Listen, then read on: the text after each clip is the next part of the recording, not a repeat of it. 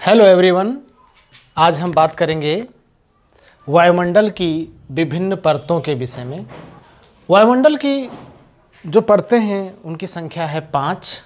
जैसा कि आप सबको पता है कि हमारी जो पृथ्वी है उसके चारों ओर एक वायु का घेरा है जिसे हम वायुमंडल कहते हैं। यह वायुमंडल यानी वायु का घेरा, इसमें बहुत सारी गैसों का मिश्रण है।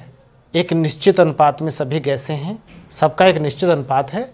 जैसे वायुमंडल में जो भी वायु है उसमें जितने भी गैसें हैं उसमें सबसे बड़ी गैस है नाइट्रोजन, जो कि कुल गैसों का 78% है। उसके बाद ऑक्सीजन है जो कि कुल गैस का 21% है। तो 78 और 21 हो गया 99%। यानी दो ही गैसें वायुमंडल में जो वायु है उसकी समस्त मात्रा की 99% दो ही गैसें हो गई, नाइट्रोजन और ऑक्सीजन। उसके बाद तीसरी गैस जो कि बड़ी है वह है 1% से भी कम, 0.93% आर्गन गैस इसका नाम है। यह एक अक्रिय गैस है, निष्क्रिय गैस है।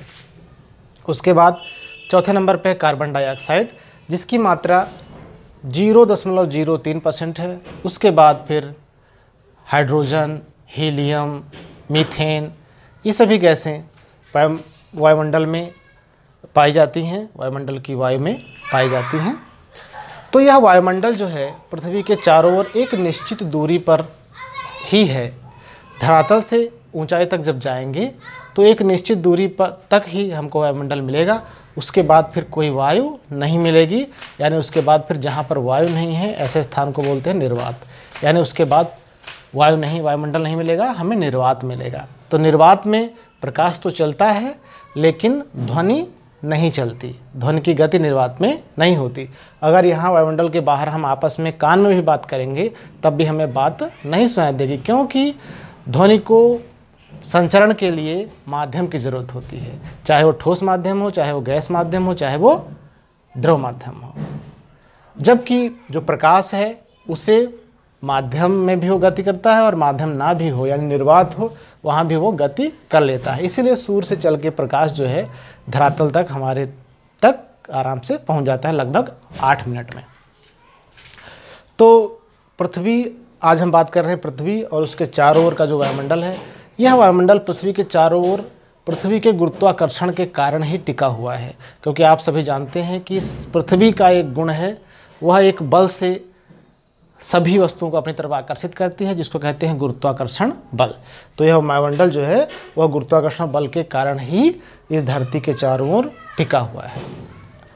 अब देखिए, वायुमंडल में 5 परतें हैं। पहला क्षोभ मंडल,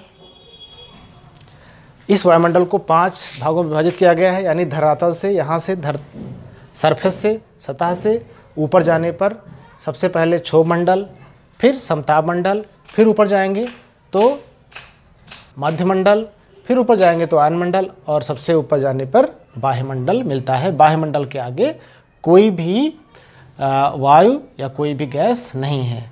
यहाँ पर बता दें कि आकर्षण बल, गुरुत्वाकर्षण बल के कारण सबसे निचले यानी क्षोभ मंडल में ही सबसे अधिक गैसों का दबाव पाया जाता है। सबसे भारी गैसें क्षोभ मंडल में ही पाई जाती हैं। तो इस तरह से जो परतें बनी, सबसे नीचे क्षोभ मंडल, यह लगभग 8 से 18 किलोमीटर के मध्य ऊपर जाने पर मध्य स्थित है। उसके बाद 18 से 50 किलोमीटर के बीच में समताप मंडल है। उसके बाद 50 से 80 से 100 किलोमीटर के बीच में मध्य मंडल है। उसके बाद 80 से 640 किलोमीटर के मध्य आयन मंडल है, और उसके बाद 640 से ऊपर बाह्यमंडल है। यह 640 किलोमीटर से ऊपर बाह्यमंडल है। हालांकि इसकी बाहरी सीमा बाह्यमंडल की कोई निर्धारित अभी तक नहीं की गई है, लेकिन कुछ विद्वानों के द्वारा 1500 से लेकर 1600 किलोमीटर के मध्य इसकी अंतिम सीमा निर्धारित की गई है बाह्यमंडल की। यानी इसके ऊपर, पृथ्वी की सतह से 1600 किलोमीटर के ऊपर जाने पर हमें वायुमंडल नहीं मिलता। अब आइए इन परतों को एक एक करके इनके विषय में देख लिया जाए, जो कि महत्वपूर्ण तथ्य बनते हैं। तो सबसे पहला है क्षोभ मंडल की जो ऊंचाई है, औसत ऊंचाई, वो लगभग 15 किलोमीटर है। क्षोभ मंडल को स्ट्रेटोस्फीयर भी कहते हैं। ध्रुवों पर इसकी ऊंचाई कम है, लगभग 8 किलोमीटर है उत्तरी ध्रुव और दक्षिणी ध्रुव पर, और विषुवत रेखा पर इसकी ऊंचाई 18 किलोमीटर है, क्योंकि विषुवत रेखा पर हवा जो है गर्म होती है और उठ करके गर्म होकर ऊपर उठती है, ऊपर जाती है। विषुवत रेखा पर जैसा कि बताया 18 किलोमीटर है। और क्षोभ मंडल की एक सबसे बड़ी विशेषता है कि क्षोभ मंडल में पृथ्वी सतह से जब हम ऊपर जाएंगे तो तापमान में गिरावट मिलती है।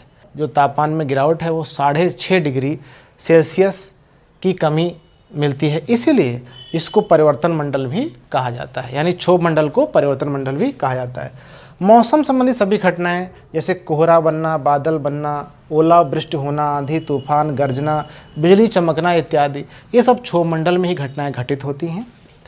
उसके बाद है समताप मंडल। समताप मंडल में ओजोन की परत पाई जाती है। ओजोन की परत पराबैंगनी किरणें जो कि सूर्य से आती हैं, जो कि हानिकारक होती हैं, उनसे हमारी रक्षा करती है। और समताप मंडल में ही प्लेन यानी हवाई जहाज़ उड़ते हैं। उसके बाद है मध्यमंडल। मध्यमंडल में टूटते तारे यानी उल्का पिंडों की घटना मध्यमंडल में होती है। उसके बाद है आयनमंडल। आयनमंडल रेडियो स्टेशन या टेलीविज़न का जो केंद्र है, वहाँ से जो रेडियो तरंगें भेजी जाती हैं, वह रेडियो तरंगें फिर वायुमंडल में जाती हैं और वायुमंडल के आयनमंडल से परावर्तित होकर के पुनः पृथ्वी पर आती हैं, जिससे कि हमारे घरों में जो टीवी सेट है, रेडियो सेट हैं, वहाँ तक पहुँचती हैं, जिससे हम टीवी देख सकते हैं या रेडियो सुन सकते हैं। उसके बाद है बाह्यमंडल। बाह्यमंडल की जो प्रमुख गैसें हैं वह है हाइड्रोजन और हीलियम, क्योंकि हल्की गैसें हैं जैसा कि बताया गया था। बाह्यमंडल में हाइड्रोजन और हीलियम है, तथा जो कृत्रिम उपग्रह जो मानव के द्वारा निर्मित किए गए हैं और जो हमारी पृथ्वी के चारों ओर चक्कर लगाते हैं, जिनसे हमें मौसमी घटनाएं, संचार के साधन, टेलीविज़न, दूरदर्शन, रेडियो इत्यादि से संबंधित जो भी चीज़ें हैं, वो सभी हम इनका लाभ उठाते हैं, वो कृत्रिम उपग्रहों के कारण ही संभव हो पाता है। तो कृत्रिम उपग्रह कहाँ पाए जाते हैं, कहाँ स्थित होते हैं, इनकी कक्षाएं कहाँ होती हैं? तो आंसर है बाह्यमंडल में।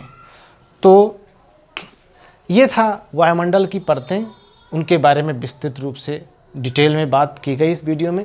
अगर वीडियो आपको पसंद आ रहा हो तो कमेंट करके बताइएगा कि आपको वीडियो कैसा लगा। वीडियो को लाइक कर दीजिएगा और हमारे चैनल को ज़रूर सब्सक्राइब कर लीजिएगा, क्योंकि आपके लाइक, कमेंट और सब्सक्राइब से हमारा मनोबल निरंतर बढ़ता है।